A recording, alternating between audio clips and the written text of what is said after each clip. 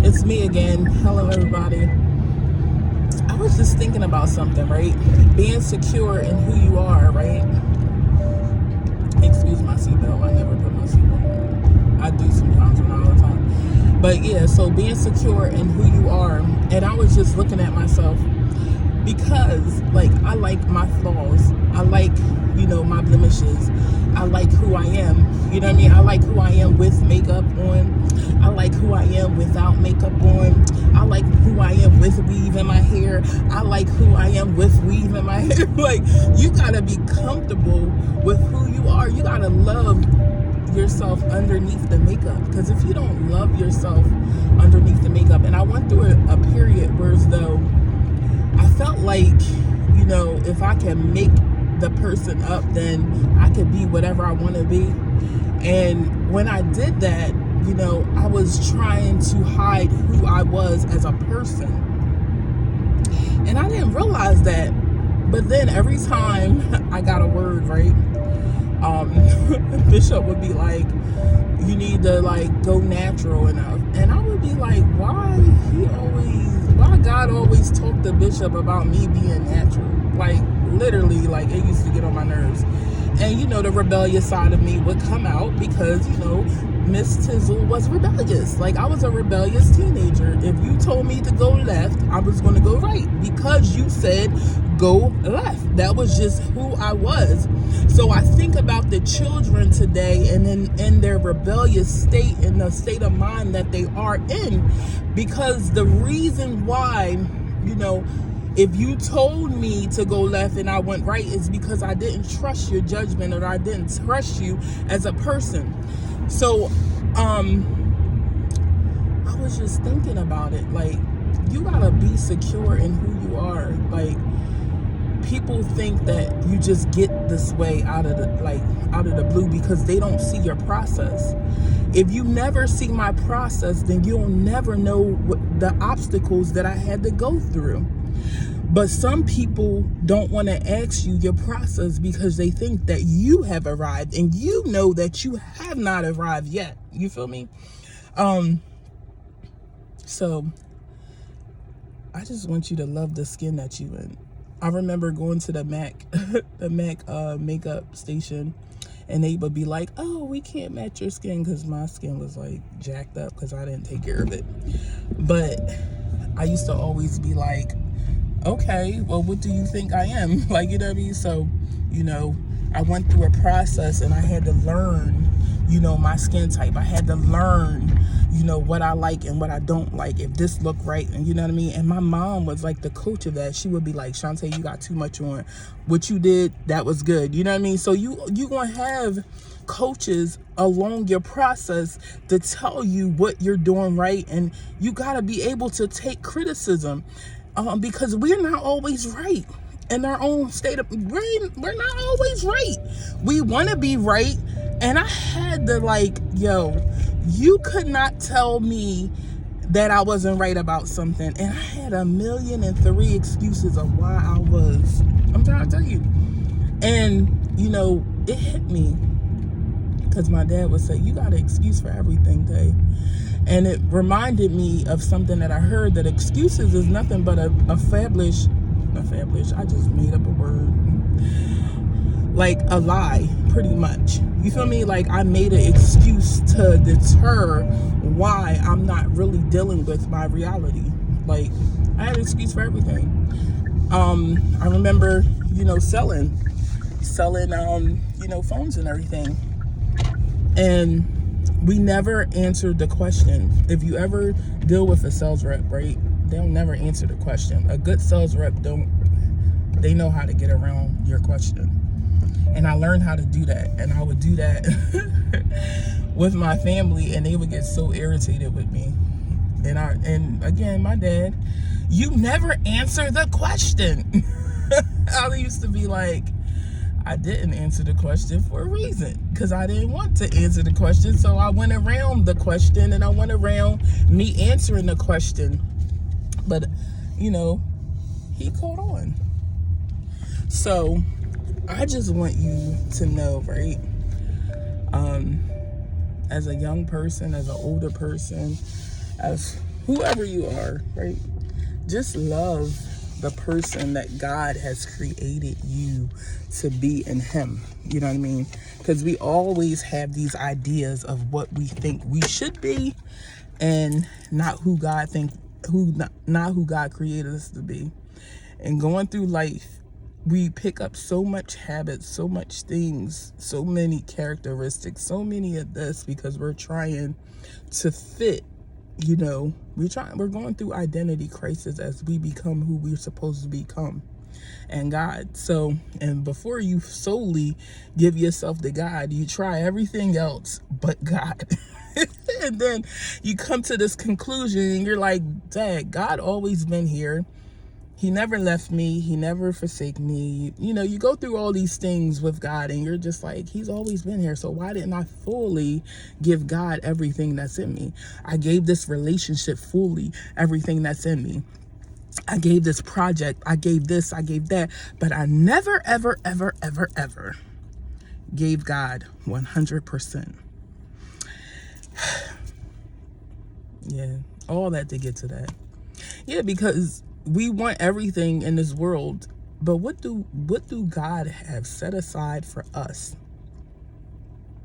That's what I want. I'm just saying, because we don't give God our 100%.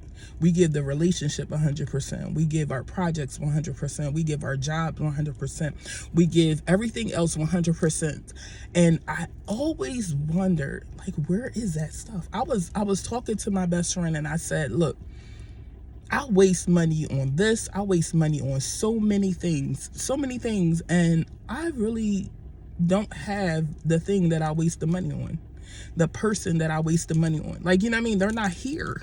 So I'm like, why wouldn't I redirect what I give my time and my money and everything into to God? He don't need my money. I'm just saying, God don't need my money. He created it. He don't need the things that we think he need, because he is the author and the finisher and the creator of things. So why wouldn't, I'm just saying, I'm just thinking out loud, why wouldn't I give God 100%? If he is the creator, he's the author and the finisher, he is everything that you can imagine. He created the world. He created you from dust. He created the things that you want. He created these things. So why wouldn't I put my 100% over here and allow God to work my 100%?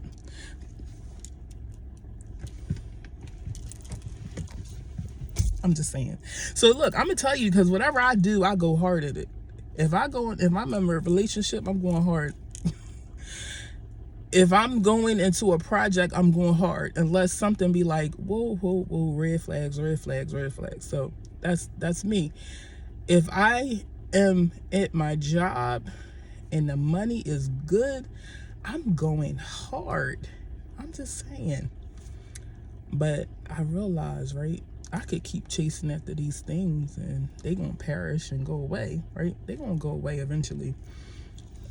You know, you can have the hottest things and it crumbles. You're going to spend thousands and thousands of dollars to look the best, and you're a piece of, did I say that? No, but I'm just saying, like, this is what we do as people, because we're still trying to find ourselves and our identities. So we try all these things, but then God's be over here like, yo, Tay, I'm still here. I'm waiting for you just to commit, because we have commitment issues because we broke up with this person and this person did us wrong. So we have commitment issues. So now when we go to God, we got all these issues. We got all these issues, and we can't fully commit. But I decided in 2023, January 1st, because we make all these resolutions and all that stuff. I tried not cursing. I still curse. I ain't gonna lie. Expose the enemy. It comes out. It do. I don't care. Judge your mom. Don't judge me. But I'm just saying, I ain't mean judge your mom. I'm sorry. But I'm just saying, though, we always looking to judge people, but but you don't have a heaven or hell to put anybody in. So, but in 2023, my commitment is with God. 100%. I'm sorry. That's all that to say that, though. Seriously, it be real, though. You know what I mean? So, with all my flaws, with all my blemishes, all my imperfections, with, all of me, just all of me, I'm accepting me for who I am. Man, you can't water down yourself. I'm just saying, I can't water down me. I can't do it. I can't dumb me down to fit in. I can't do it no more. Like, I was like, I can't. If God can accept me 100% for me, then why can't the next person? But this is what we don't understand. People are not like God. God is different. He's different. We're striving to be like Christ every day. We fall every day. We fall short of his glory. That's why you have to go to God with a repentance heart. So, you know what I mean? It is what it is. At the end of the day, when you say it is what it is, I choose God. Anything else around me can be falling apart. As long as it's me and God, I don't care. I may be like, yo, God, what, but at the end of the day, I come back to my senses. I'm like, yo, it's me and you, God, against the world. It's always been me and God. I'm just saying. Gotta be you and God in this next season of your life, and watch all these things be added to you, and you don't even have to do as much as you were doing there. Because I'm telling you, I was chasing paper and wasted it. I was casting my pearls amongst swine. I was doing it. I was thinking about some stuff, yo. I don't mean to say yo, but I was thinking about some memories of like my old boyfriends and my baby fathers and stuff. And I was like, Jesus, what was I thinking? I wasn't. That's the point. When you start being in the world, you don't think. When you start doing the things of the world, you don't think. You letting the thing that you doing think for you. You letting that thing motivate you. So you got to stay connected the best way you know how to stay connected, because your connection is God. Your source of power is God. If you want power, stay connected to God, because the more you stay connected to God, the more he will increase you. For real. It's simple. But we make it so hard. Somebody said, oh, you're always church. Why do people associate the will of God with the church? My relationship is with God, but I go to church. My relationship before I was in church was with God. My relationship is with God. It's just levels to this thing. We think just because you give your life to God that everything is going to just change just like that. It did not take you a second to get in trouble. It did not take you the time to think about what you was premeditated. You didn't just go in the world and be like, oh, I'm going to do self-destruct. It took time to get to where you are today. It's going to take time for those levels to come down. It is going to take time. It's not going to happen overnight. And I always thought it did too. I ain't going to lie. But I learned.